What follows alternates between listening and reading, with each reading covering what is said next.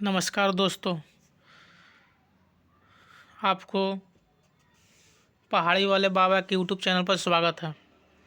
जैसा कि आप थंबनेल में देख रहे हैं कि DLRS LRC का फाइनल कटअप कितना जाएगा मेरिट वाला। सभी यूट्यूबर के बात सुनने पर कटअप हम बता रहे हैं। बाकी जो भी यूट्यूब पर कटअप बताया गया है उस सबन का सभी का एनालिसिस करने के बाद हम अपना कटअप बता रहे हैं कि कितना जा सकता है और कैरेक्टर सर्टिफिकेट ले जाना है या नहीं अकॉर्डिंग टू ऑफिशियल नोटिस का कह रहा है। उसके बारे में भी हम इस वीडियो में बताएंगे। वीडियो में बने रहिएगा। वीडियो में शुरू से अंत तक ज़रूर देखिएगा। चलिए वीडियो शुरू करते हैं। एक एक पॉइंट के बारे में हम बताते हैं। एक यूट्यूब पर कटअप एक सर बना है जो सबसे अपने आप को डिप्लोमा स्टूडेंट के लिए मसीहा मानते हैं। उनके अनुसार कटअप है, ये रैंक है कि अगर आपका रैंक जनरल में UR कैटेगरी में 2500 तक है तो आप फाइनल सिलेक्शन के लिए निश्चिंत रहे। और एक BC कैटेगरी में जिसका रैंक 2000 तक है वो भी फाइनल सिलेक्शन के लिए रेडी रहे। उनके अनुसार जो अपने आप को डिप्लोमा स्टूडेंट के लिए मसीहा मानते हैं। और EBC कैटेगरी में जिसका रैंक 2500 है वो भी कंफर्म रहे। SC/ST कैटेगरी में जिसका रैंक 90 है, SC कैटेगरी में जिसका रैंक 1500 है और EWS कैटेगरी में जिसका रैंक 1000 तक है वो अपने आप को सेफ जोन में मान सकते हैं अकॉर्डिंग टू जो डिप्लोमा स्टूडेंट के सबसे बड़े मसीहा जो मानते हैं वो उनके अनुसार ये कटअप बताया गया है। लेकिन हम अपना अनुसार भी कटअप बताएंगे कि कितना जा सकता है कितना नहीं जा सकता है। ये तो बताया गया उनके अनुसार कटअप है। उनका बताया हुआ एक भी बात आज तक सही नहीं हुआ है। एक भी बात जो कहा जाता है कि एक भी बात सही नहीं हुआ है। और रही बात, वो तो इतना तक भी दावा कर रहे थे कि LRC का जो एग्ज़ाम हो रहा है उसमें मेरा कोर्स से 90% तक क्वेश्चन लड़ेगा।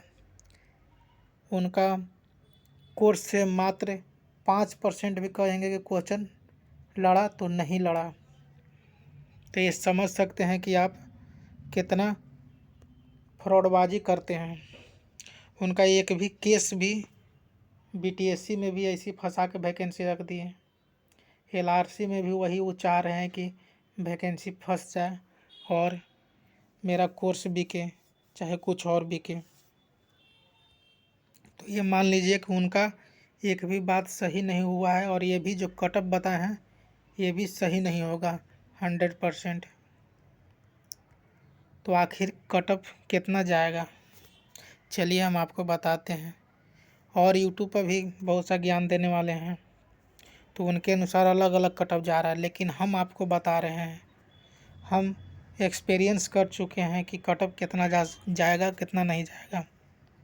पहली बात, एक बार वैकेंसी आई थी 2019 में। वैकेंसी एक बार आई थी 2019 में, उसमें सीट था 4950। उसमें भी कटअप बहुत लो गया था और इसमें भी कटअप बहुत लो जाने वाला है। तो आखिर कितना तक जाएगा रही सवाल ये। तो हम आपको बता दें कि जिसका रैंक जितना सीट है कैटेगरी में, सीट के मल्टीपल 2 रैंक, मतलब कि सीट अगर कैटेगरी में BC कैटेगरी में है 900 तो जिसका रैंक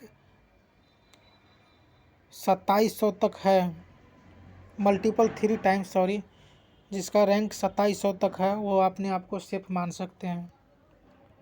और जिस कैटेगरी का रैंक EBC है, जिस कैटेगरी का रैंक EBC में पहला बात कि सीट सीट है 1400 कुछ। तो जिसका रैंक ईबीसी कैटेगरी में 4200 है वो अपने आप को सेफ मान सकते हैं। मतलब कहने का मतलब ये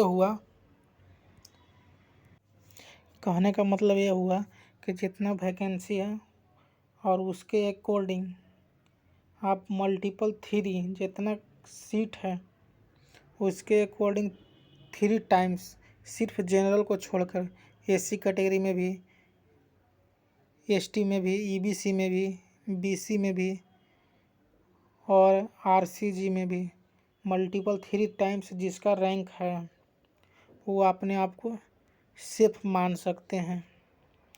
हम ये कैसे बता रहे हैं ये भी तो आप सोच रहे होंगे। तो 2019 में वैकेंसी आई थी उसमें 2019 के वैकेंसी वाले बहुत से जो स्टूडेंट 4950 में जो ज्वाइन किए थे, जो 4950 वाले सीट में ज्वाइन किए थे उसमें के बहुत से स्टूडेंट जो हैं इस बार भी जो 8244 सीट है इसमें भी फॉर्म भरे हैं और डीवी के लिए भी जा सकते हैं। तो आप कहेंगे कि क्यों फॉर्म भरा है, क्यों जाएगा? तो हम इसका प्रूफ बता रहे हैं कि मेरा अंकल, ये झूठ बात नहीं है, मेरा अंकल खुद फॉर्म भरा है कानूनगो का भी और अमीन का भी, जो 2019 में भी, ये 19 में भी ज्वाइन कर चुका है। अमीन में अभी भी ये जॉब में है लेकिन फिर भी यह डीवी कराएगा, अमीन का भी कराएगा और कानूनगो का भी कराएगा। तो ऐसा स्टूडेंट बहुत सा है जो इस अमीन में भी फॉर्म भरा है, उनका भी रिजल्ट हो गया और डीवी भी कराएंगे। खुद ये मेरा अंकल बोल रहा है कि हम डीवी कराएंगे क्योंकि इसका नज़दीक चाहिए, नज़दीक ज़िला में मिल जाएगा तो फिर एजू ज्वाइन कर लेगा, कानूनगो में मिल जाएगा तो कानूनगो ज्वाइन कर लेगा।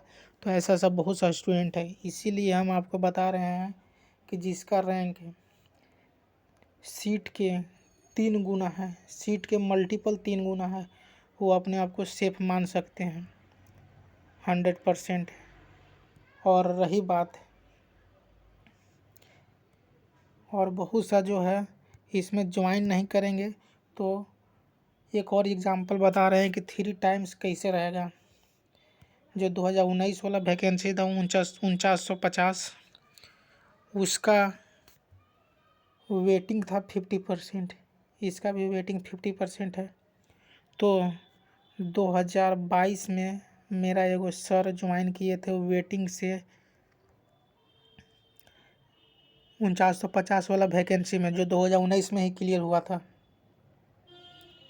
जो 2019 में ही क्लियर हुआ था उसमें ज्वाइन किए थे। ये सर मेरा ज्वाइन किए थे 2022 में, समझिए 3 साल तक। और उसके बाद में भी ज़्यादा हो गया, उसके बाद में कुछ का वेटिंग नहीं क्लियर कर रहा था सरकार क्योंकि उसका बहुत लो पॉइंट था। तो आप सोच सकते हैं कि इसमें भी आपको साल से 1.5 साल तक आपको मौका मिलेगा कि वेटिंग क्लियर होने का चांस। तो इसीलिए हम आपको बोल रहे हैं कि मल्टीपल 3 टाइम्स जिसका सीट के अकॉर्डिंग है, खाली यूआर छोड़कर SC, ST, EBC, BC, RCG, उसका रिजल्ट 100% मेरिट बनने की चांस है। चलिए, ये तो बात हो गया कट ऑफ का।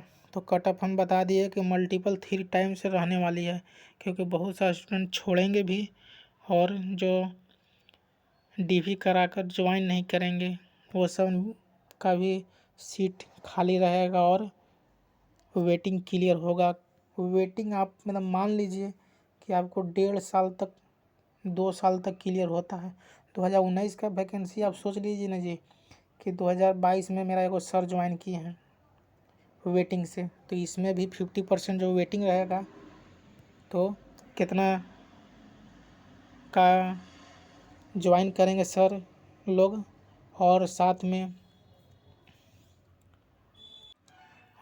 जो सीट बच जाएगा वो सब भी वेटिंग के थ्रू क्लियर होगा।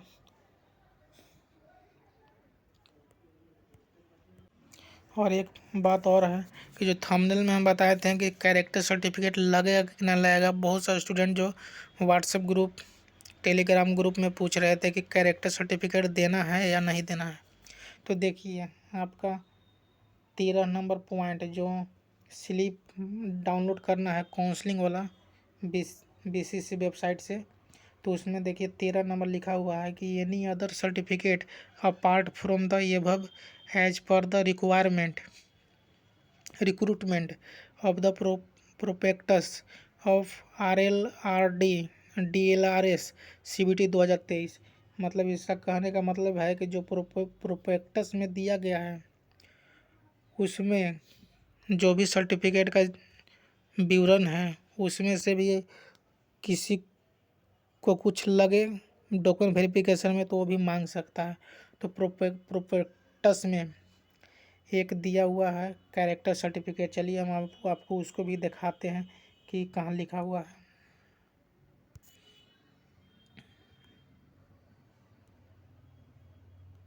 देखिए यही प्रोपेक्टस में लिखा हुआ है कि आपको चरित्र प्रमाण पत्र यानी कैरेक्टर सर्टिफिकेट आपको देना है। और एक ये भी लिखा हुआ है आय प्रमाण पत्र। ये तो आवश्यकता अनुसार है, लेकिन आपको कैरेक्टर ज़रूर देना है। ये बात आप माने चाहे नहीं माने, आपको कैरेक्टर सर्टिफिकेट ज़रूर ही देना है। जैसा कि आपको दिखा दिए कि जो स्लिप डाउनलोड करना है जो काउंसलिंग के लिए, उसमें लिखा हुआ है सबसे लास्ट में कि जो प्रोपेक्टस में लिखा हुआ है बात, उसमें से भी कोई भी डॉक्यूमेंट आपसे मांगा जा सकता है। तो ये चलते आप कैरेक्टर भी रख लेंगे और आय भी आपके पास है तो ज़रूर रख लेंगे। और वीडियो में कुछ अगर आपको अच्छा लगे तो प्लीज़ लाइक और शेयर ज़रूर कीजिएगा और सब्सक्राइब ज़रूर करिएगा, क्योंकि आप वीडियो देख लेते हैं लेकिन सब्सक्राइब नहीं करते हैं। और एक बात हम बता दे रहे हैं कि मेरा चैनल को सब्सक्राइब क्यों करिएगा, तो हम आपको बता दे रहे हैं कि फ्यूचर में हम कुछ वीडियो ऐसा डालने वाले हैं कि जैसा कि कोई आपको बताएगा नहीं कि ये वीडियो ये फॉर्म आपको डालना है, और फॉर्म डालना है तो क्यों डालना है, आखिर उसका एग्ज़ाम कहाँ होता है। जैसा कि आप NPCL का फॉर्म कैग और साइट वाला डाल लीजिएगा, कर्नाटका वाला।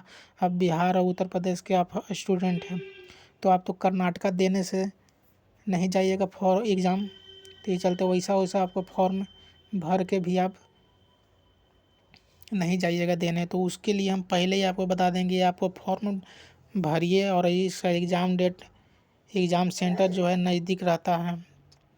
तो ये चलते आप फ्यूचर के लिए हमारे चैनल को ज़रूर सब्सक्राइब कर लीजिए, क्योंकि हम वैसा वैसा वीडियो डालने वाले हैं। चलिए, अगर वीडियो में कुछ आपको गलत लगे या कुछ सही रहे तो प्लीज़ कमेंट करिएगा। Thank you for watching this video.